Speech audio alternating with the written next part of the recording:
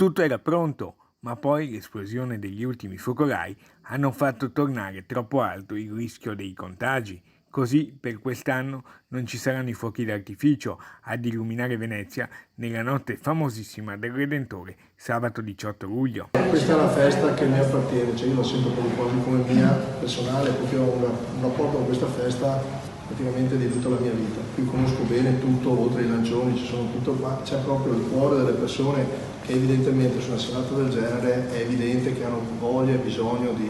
E qui chiedo veramente scusa a tutti quanti, però non me la sento. Io sono il primo ufficiale sanitario. L'annuncio del sindaco Brugnaro in mattinata a Cafarsetti in una conferenza stampa convocata d'urgenza con Fabrizio Doria, direttore degli eventi di Vera, braccio operativo del comune per gli eventi a Venezia.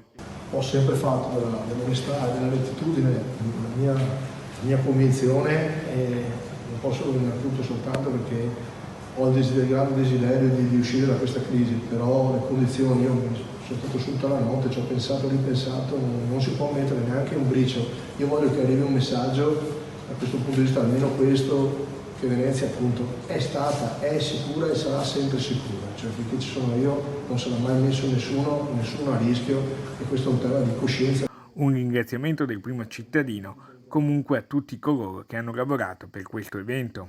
Ringrazio tutti quelli che hanno fatto di tutto per poter far partire questa macchina, però proprio in coscienza questa cosa non si può fare perché anche se fosse solo un briciolo avremo una ricaduta anche negativa per la città, che invece è la città che in questo momento, lo diciamo perché è vero, sta ripartendo meglio rispetto a tutte le città italiane.